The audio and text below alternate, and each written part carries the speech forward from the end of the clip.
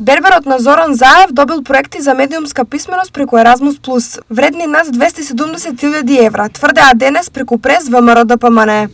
Фризерница во време на Зоран Заев добива проекти за медиумска писменост преку Еразмус Плюс, вредни над 270.000 евра. Продолжуваме и денес со сомнителните проекти од Еразмус Плюс.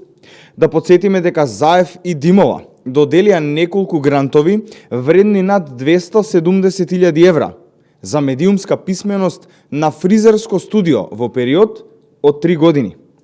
Фризерското студио со 2 столчиња добива неколку години по неколку грантови од Еразмус Плюс, односно Заев и Димова, вредни вкупно на 270.000 евра.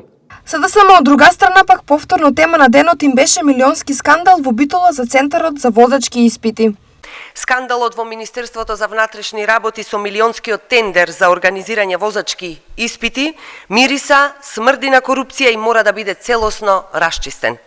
Новооснована фирма, зад која стои советник на ВМРО ДПМНЕ, доби милионски бизнис од Министерството за внатрешни работи.